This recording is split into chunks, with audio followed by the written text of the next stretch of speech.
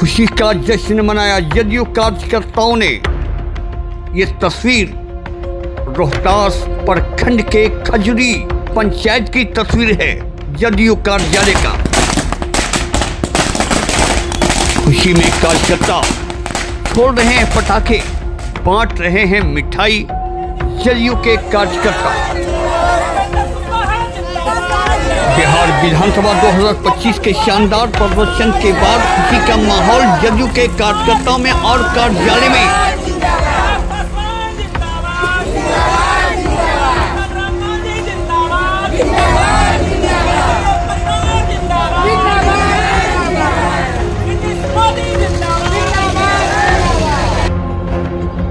इस खुशी के मौके पर मुख्य अतिथि रहे बिंदा चंद्रवंशी, प्रखंड अध्यक्ष सिद्धेश्वर वर्मा और उनके साथ जदयू के कार्यकर्ता भी काफी तादाद में शामिल हुए। और तो और महिलाओं ने भी बढ़ चढ़ कर हिस्सा लिया।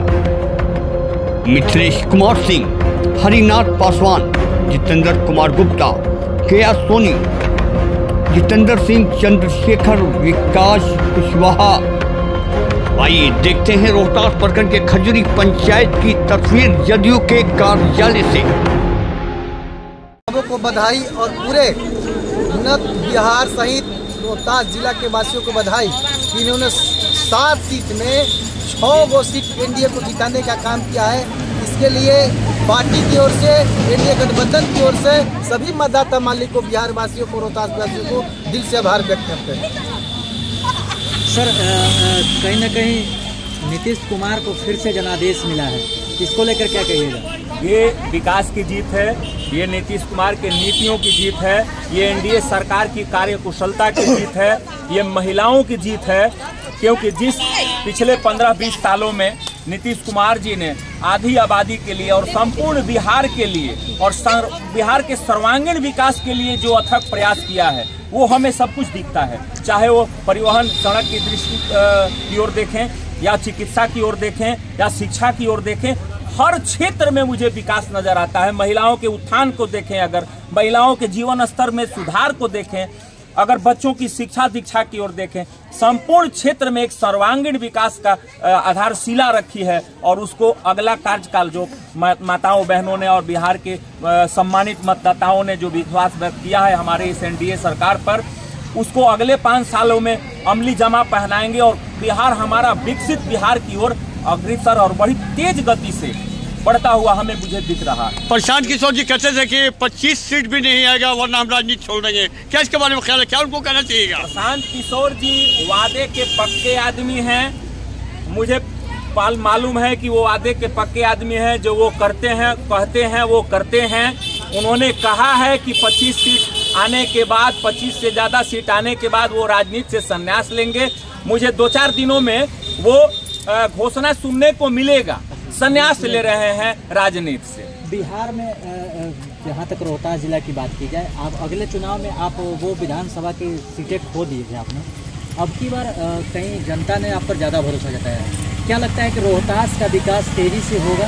निश्चित तौर पर अब तो कहीं बट भी नहीं रहेगा। पिछले गलतफहमियों का शिकार कुछ लोग हो गए थे, उसका फलाफल था कि हम नहीं सफल हो सके। लेकिन इस बार तो रोहतास जिला की जनता, में पहले भी बताया कि रोहतास जिला की जनता ने अपार समर्थन इसलिए दिया है कि कहीं कोई कमी नहीं रह जाए। और हमको पूरा विश्वास है कि जो भी प्रतिनिधि जीत के गए हैं, जो जाएंगे, वो निश्चित तौर पर रोहतास जिला की विकास की बात करेंगे। और हमको लगता है कि कहीं से इस बार कोई चूक नहीं हुई। चूंकि संगठन के हिसाब से भी देखिए, दल के हिसाब से भी देखिए, तो जिन जिन दलों को मिला था यहाँ टिकट, जिन जिन दलों को मिला था, पूरा ईमानदारी से जनता ने उनके साथ भी हिसाब किया है और सबको जिताया। लोक जनशक्ति पार्टी के आप एक मजबूत सिपाही हैं और इस वक्त ऐसे में यहाँ पर लड्डू भी बांटा जा रहा है, खाया भी जा रहा है, खिलाया भी जा रहा है, बम पटाखा भी छोड़ा जा रहा है। क्या कहिएगा रोहतास से आज? सबसे पहले चनारी विधानसभा जनता को हम बहुत बहुत धन्यवाद देंगे कि इस बार भरोसा जताया। हमारे नेता श्री चिराग पासवान जी ने बिहार फर्स्ट, बिहारी फर्स्ट का जो विजन चलाया है, उस पर कहीं न कहीं जनता खड़ा उतरा है। और सबसे बड़ा योगदान इस चुनाव में महिला लोग का रहा, जो सारा श्रेय महिला लोग को जाता है। उसके लिए बहुत बहुत धन्यवाद। महिलाओं का श्रेय तो जाता है, लेकिन जब नौहट्टा में चिराग पासवान आए हुए थे तो कहा था कि एक मुरारी के साथ चिराग फ्री।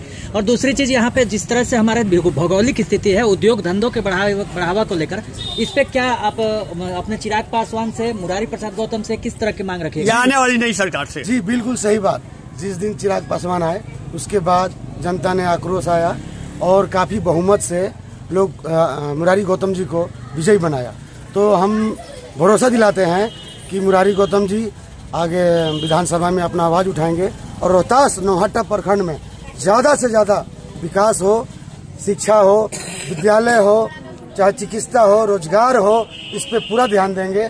और हम लोग जितने प्रखंड अध्यक्ष हैं सारे लोग विधायक जी से मिलके इस समस्या को रखेंगे और चाहेंगे कि हमारे रोहतास प्रखंड, नौहट्टा प्रखंड का पूरा ध्यान रखें और विकास हो। जी यहाँ रोजगार की बात करती है, चूंकि जिस जगह से वो जुड़े हुए हैं, चिराग पासवान जी से जुड़े हुए हैं, और कहीं ना कहीं औद्योगिक क्षेत्र को बढ़ावा देने की मांग तेजी से हो रही है, इस पे लेकर क्या कुछ कह रही है? जी, ऐसा है कि पूर्व की सरकार ने जो हमारे इस, हम लोग बिल्कुल वनवासी के रूप में जाने जाते हैं। एक तरफ सोन नदी है, दूसरी तरफ पहाड़ है, और बिल्कुल भूमि जो समतल भूमि है वो बहुत संकुचित है। मतलब अन्न उपजा करके आदमी जी नहीं सकता है, उतना भूमि है नहीं हम लोगों के पास, तो हम लोग आश्रित हैं पहाड़ पर। तो पूर्व की सरकारों ने इसे सेंचुरी घोषित कर दिया था, सेंचुरी में डाल दिया था। तो हम लोग न उत्खनन कर सकते थे, न वन पीआर वनवासी तोड़ सकते थे, न मतलब कोई अधिकार नहीं था। लेकिन हमारी समस्याओं को, हमारे क्षेत्र की समस्याओं को समझते हुए एनडीए गवर्नमेंट ने, मोदी सरकार ने आंशिक रूप से यहाँ पे सेंचुरी को हटा दिया है। और अब प्रचुर संभावनाएं हैं कि यहाँ फैक्ट्री लगने का, जैसा कि आप सुने होंगे, जानते होंगे कि ग्लूकोनाइट भी मिला है और उसका उत्खनन भी जल्द शुरू होने वाला है। तो वो एक फैक्ट्री के रूप लेते हुए हम लोगों को हजारों हजार की संख्या में रोजगार प्रदान करेगा। उस तरीके की कई फैक्ट्रियां आने वाली है यहाँ। और पर्यटन के क्षेत्र में आप देख रहे हैं कि किला तक जो 68 करोड़ का जो स्वीकृति मिली है सड़क का, जब किला जुड़ जाएगा मुख्य सड़क से तो सैकड़ों हजारों पर्यटक यहाँ आएंगे। तो उससे हम लोगों का, हम वनवासियों का, हम रोहतास वासियों का, हम लोग रोहतास प्रखंड वासियों का, नौहट्टा प्रखंड वासियों का जीवन स्तर में सुधार आएगा, ऐसा हमें दिख रहा है, प्रतीत हो रहा है। चलिए, बहुत धन्यवाद।